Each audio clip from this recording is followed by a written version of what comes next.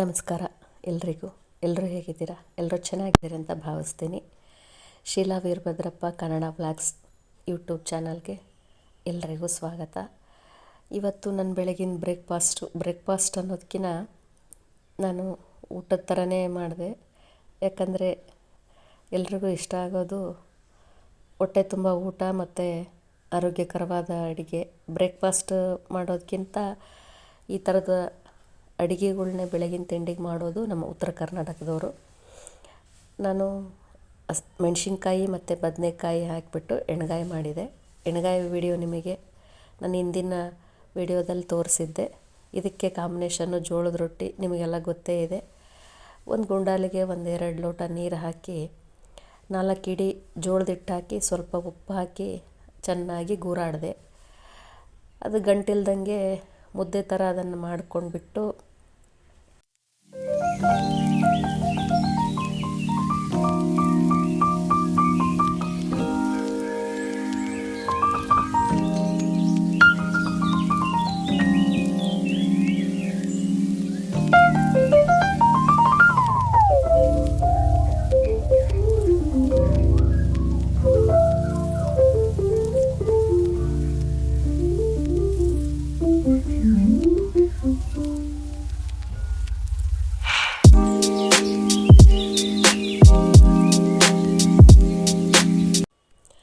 ಇದನ್ನು ಕ್ಲೀನ್ ಮಾಡಿಕೊಂಡೆ. Gas stove ಮೇಲೆ ಇಟ್ಟೆಲ್ಲ ಬಿದ್ದಿತ್ತು.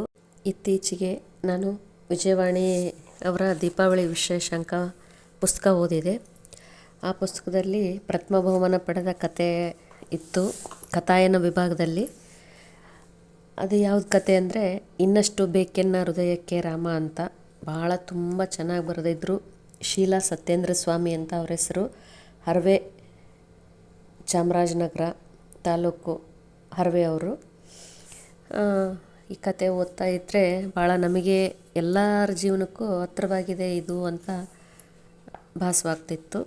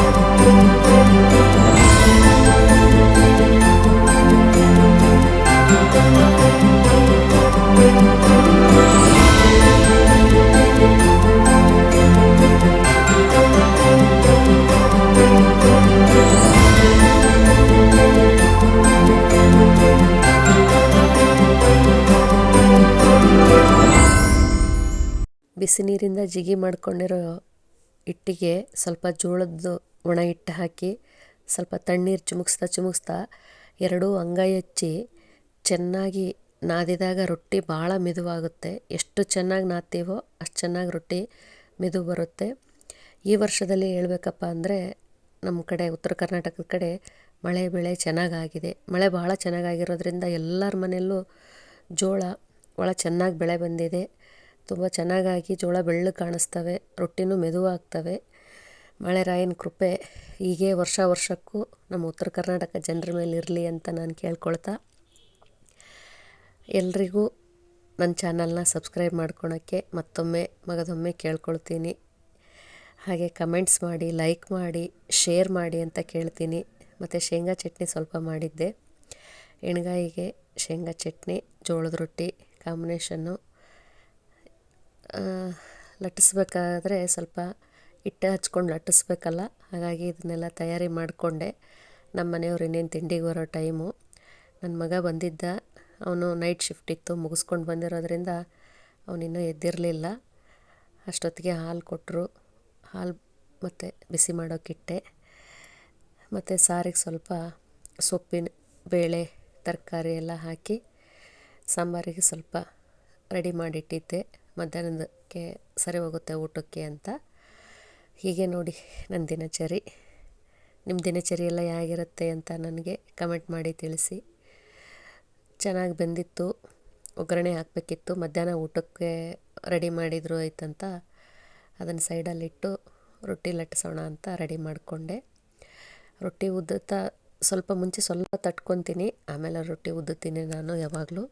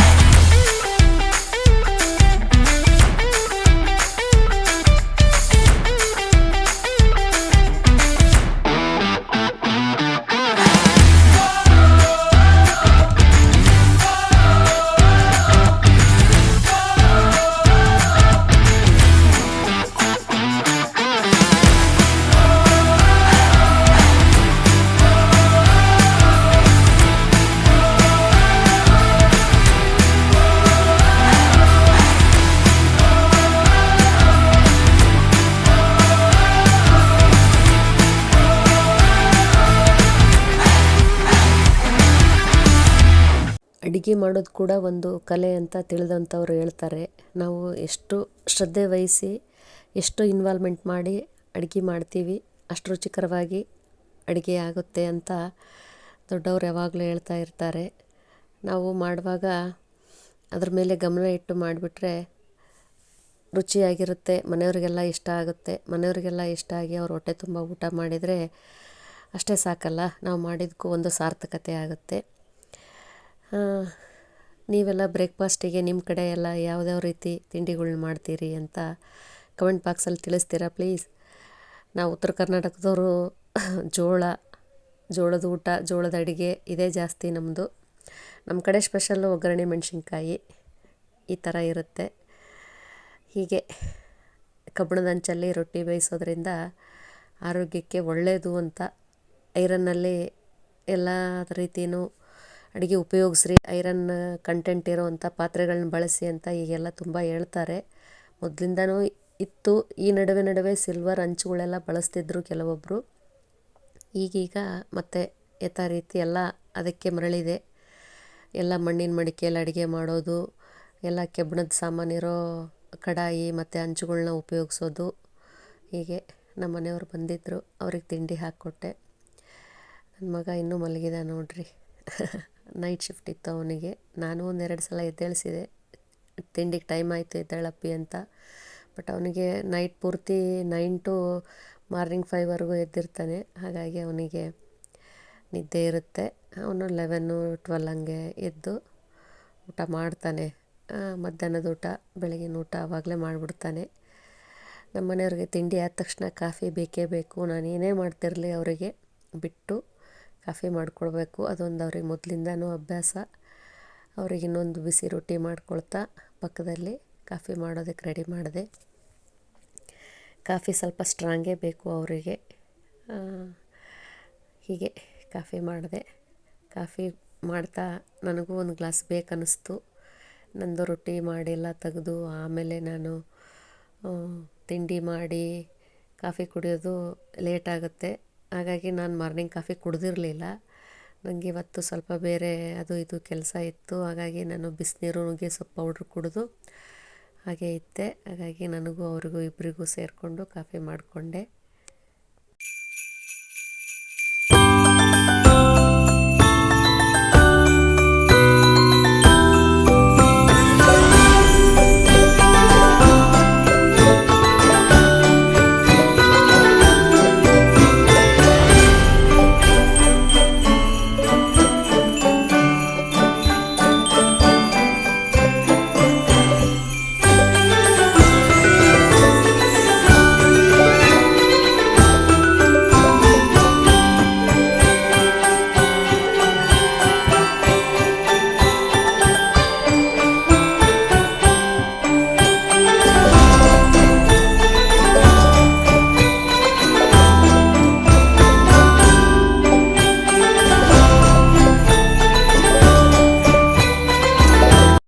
ರೊಟ್ಟಿ ಮಾಡ್ತಾ ಹಂಚ್ದಾಗೆ ಸ್ವಲ್ಪ ಕೈ ಸುಡ್ತು.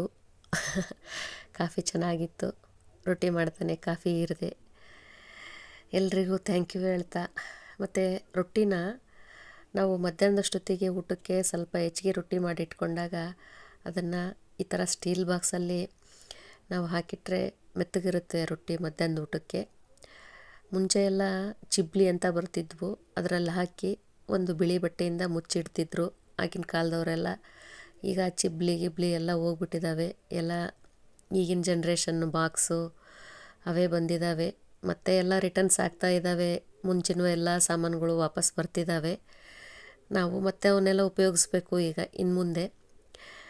ಈ ಥರ ಬಾಕ್ಸಲ್ಲಿ ಹಾಕಿಟ್ರೆ ಮೆತ್ತಗಿರ್ತವೆ. ನಾನು ಯಾವಾಗಲೂ ಹೀಗೆ ಮಾಡೋದು. ರೊಟ್ಟಿ ಮಾಡಿ ತೆಗೆದಾದ್ಮೇಲೆ ಬಾಕ್ಸಿಗೆ ಹಾಕಿಟ್ಬಿಟ್ಟಿರ್ತೀನಿ ಮಧ್ಯಾಹ್ನದ ಊಟಕ್ಕೆ. ಮಿಕ್ಕಿದ್ರೆ ರಾತ್ರಿ ಒಂದೆರಡು ತಿನ್ನೋಕ್ಕೂ ಮೆತ್ತಗೆ ಚೆನ್ನಾಗಿರ್ತವೆ ರೊಟ್ಟಿ. ಈ ಟಿಪ್ಸ್ ನಿಮಗೆಲ್ರಿಗೂ ಇಷ್ಟ ಆಗಿದ್ದರೆ ಥ್ಯಾಂಕ್ ಯು. ನನ್ನ ಚಾನಲ್ ಸಬ್ಸ್ಕ್ರೈಬ್ ಮಾಡಿ, ಲೈಕ್ ಮಾಡಿ, ಎಲ್ರಿಗೂ ಶೇರ್ ಮಾಡಿ ಅಂತ ಕೇಳ್ಕೊಳ್ತಾ, ಎಣ್ಗಾಯಿ ರೊಟ್ಟಿ ಜೊತೆಗೆ ಮೊಸರು ಹಾಕ್ಕೊಂಡು ಊಟ ಮಾಡಿದೆ ನಾನು. ಚೆನ್ನಾಗಿತ್ತು.